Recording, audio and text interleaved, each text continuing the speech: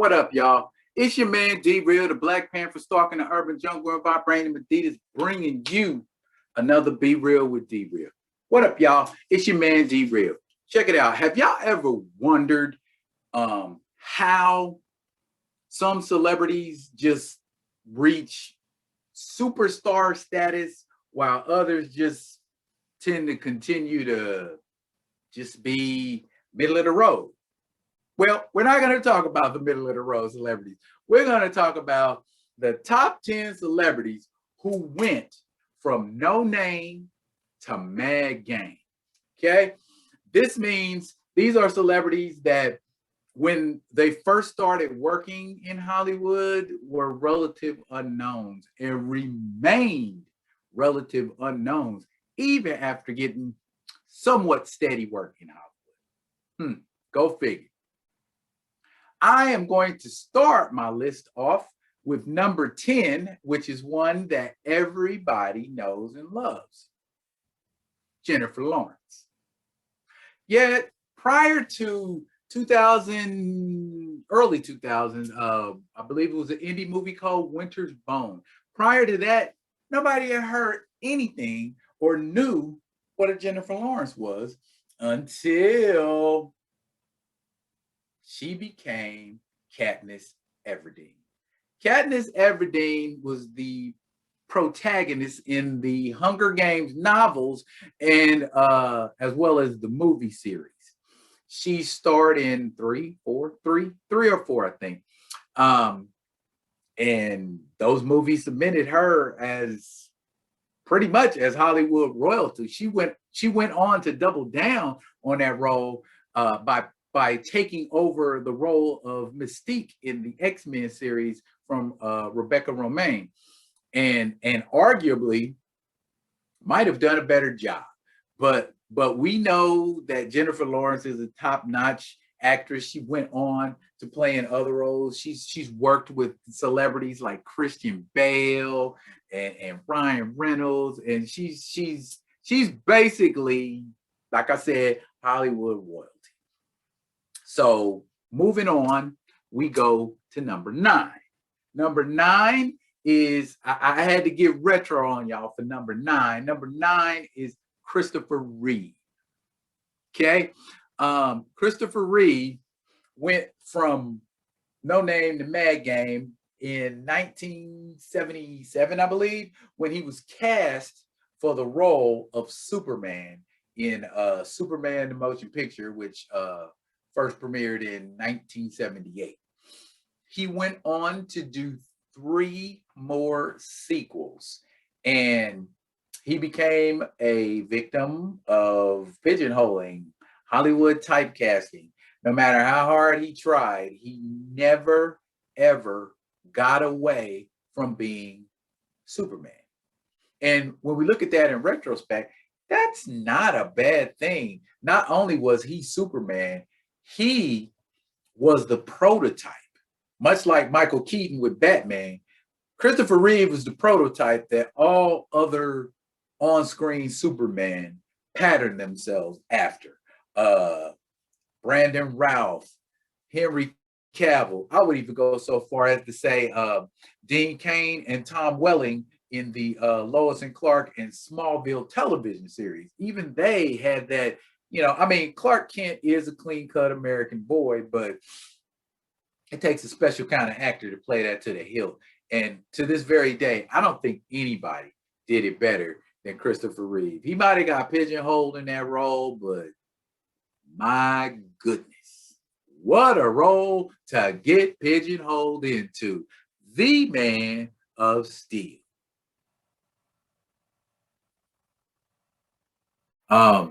Number 8 is Mel Gibson. And I know what y'all thinking, but Mel had work prior to the Mad Max movies, but nobody cares. Because before Mad Max, nobody knew who Mel Gibson was. He signed on for the first 2, and they were successful, and they made a third. And from there, Mel Gibson started to soar, and then with the advent of the Lethal Weapon series, That basically was that. I think that was his breakthrough role. Was as Riggs in the '87 Lethal Weapon movie. Um, he's went on to do great work behind the camera too. You know, people still talk about Passion of the Christ. That was, you know, and he's also had his little tete-a-tetes with the media and folks, you know, in the news, and him, you know, saying stuff he ain't had no business saying, and being drunk and all that kind of stuff. But he's male. You know what I'm saying? What you gonna do about male? All right. Number seven. Number seven. Everybody talk about number seven. Number seven is Mark Hamill. Again, prior to his breakout role, nobody knew what a Mark Hamill was. Nobody cared. But in his debut, Star Wars was his acting debut. In his debut, and that is a real ballsy move. Congratulations to you, Mr. Lucas, taking a relatively unknown and making him the protagonist of your franchise. You know, again, Mark Hamill kind of suffered from that same sort of problem as Christopher Reeve did when he became typecast and he was just Luke Skywalker. Because I can remember seeing him on, I think it was a movie called Corvette Summer. He did a movie, and I think he was trying to break away from the Star Wars thing, and that's all I could see is Luke Skywalker in a Corvette. You know, but he went on to find his niche in voice acting. Mark Hamill had a recurring role on Batman the Animated Series, voicing the Joker. And I had no idea that Mark Hamill had that kind of talent, because I will argue with anybody. Mark Hamill's Joker is just as entertaining as Jack Nicholson's and Heath Ledger's. Yep, I said it. I said it. Mark Hamill's Joker is awesome. Okay? It's not just a Jedi. Number six.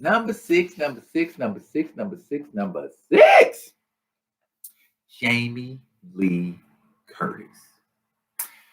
Yeah. Again, prior to 1977 and that Halloween movie, all she was the daughter of Janet Leigh and Tony Curtis. Them actors from the 50s and 60s. If y'all don't know who they are, look them up. I ain't got time. Anyway, Jamie Lee Curtis' breakout role was being the original Scream Queen. Okay. Halloween was so successful that right away, Carpenter knew he was going to do a sequel. John Carpenter is of Halloween fame and many other great movies that we know and love. Escape from New York, Big Trouble in Little China. Go John Carpenter. Love your stuff. But Jamie Lee Curtis, she went on to have an amazing career. Do you think that had something to do with her last name was Curtis? Nah.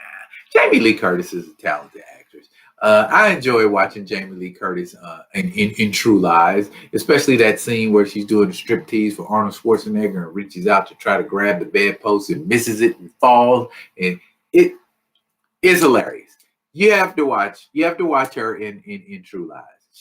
The movie's great because of her. You know, when she's in that limo and she's beating the shit out of Tia Carrere with that champagne bottle, it's like what? Have another. Love Jamie Lee Curtis. She's awesome sauce. Not just Halloween. You know what I'm saying? And she was great in the remake of Freaky Friday. I'm like, goodness, she's talented. She is actually talented. I say that like she shouldn't be talented. Again, I let it off with she's the daughter of two actors. Why wouldn't she be a good actor? At least she should be. It's in her blood. Okay. Number 5. We into the top 5. Okay, and this 5 is definitely going to be 5 that are for more for this generation. 90s, 2000s on that kind. Those actors, they are currently the upper echelon of acting. Well, not number 5, but number 5 is definitely memorable. Sigourney Weaver. Okay, prior to the Alien movie, even though she was getting work, she had work here and there, but none of that compares to the breakout role. The breakout role as Ellen Ripley is what we know Sigourney Weaver for. That and there is no Dana on this soul. That's it. Well, that's not it, but that's what we like the most. That's what, as nerds, that's what we want to see. Throw in some Ghostbusters. Throw in some aliens. Aliens. Not Alien and not Alien Resurrection. And definitely not Alien 3. But that just tells you right there, she got mileage. She got 4 movies out of her breakout role. You know what I'm saying? Went on to do she did Ghostbusters between a couple of Alien movies. And Sigourney Weaver she's been interesting in like little bit roles and parts that you hear her in. She does voice work. Talented actress, very talented actress. Get away from her, you bitch. I had to say that. Just how you gonna talk about Sigourney Weaver and not hit that line right there? What you want brother do? What you want brother do? Okay, number 4. Everybody talking about number 4. Rob Pattinson. Exactly. Ooh, I didn't know that. Yeah. Prior to his role in Harry Potter and the Goblet of Fire, nobody knew what a Rob Pattinson was. Then all of a sudden, out of nowhere, he's the sparkly, angsty vampire that loves Bella in the Twilight series. Twilight was not my cup of tea. I'll be honest with you. I don't really care for Twilight. It was interesting. I like the werewolf aspect of it. But sparkly vampires walking around in the daytime. I saw a meme where the Count from Sesame Street was punching Edward Cullen. Exactly.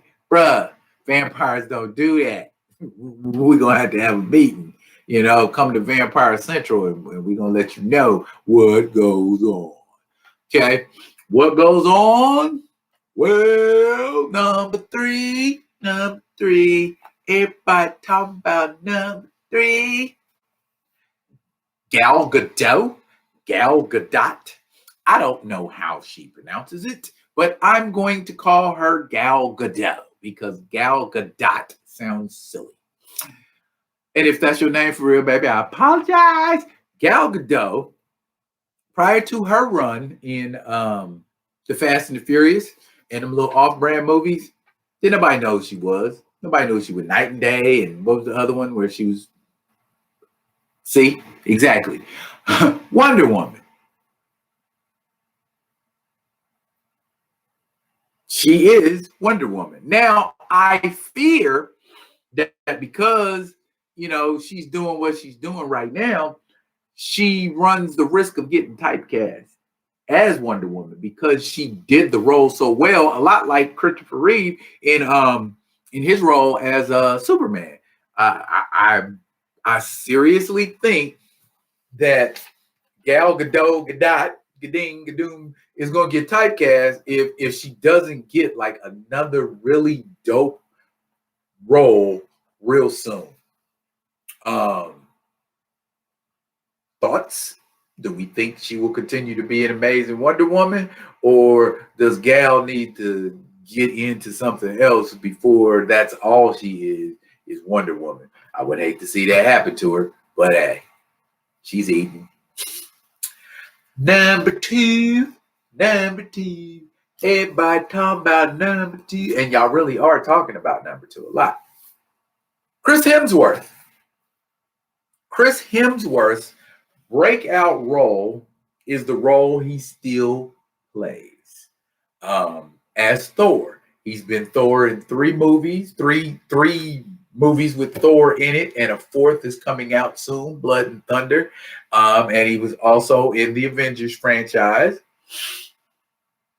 And side note, he was the daddy of Captain Kirk in the reboot of Star Trek with Christopher Pine.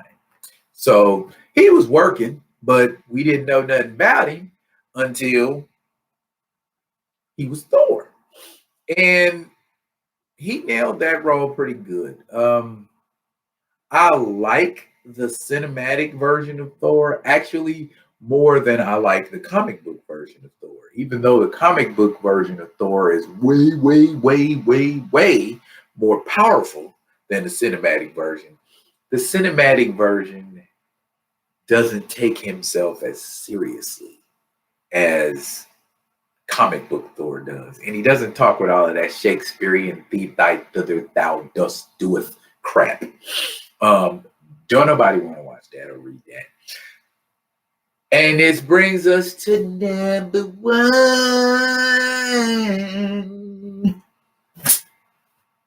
My number one of the top 10 actors who went from no name to mad game, Hugh Jackman. Now, Hugh Jackman's rise could be described as meteoric because he went from being nobody to carrying a whole damn franchise. X-Men was Hugh Jackman, period. There were other X-Men there. Cyclops was there, but wasn't nobody paying attention to Cyclops like we was paying attention to Wolverine. Storm was there, but wasn't nobody paying attention to Storm like they was paying attention to Wolverine. Wolverine was the X-Men franchise, and that was so painfully evident when he wasn't in in an X-Men movie. They sorely needed his presence there, and he went on to do other movies, and I mean good movies like The Prestige, Les Miserables, The Greatest Showman. I mean, Hugh Jackman, he's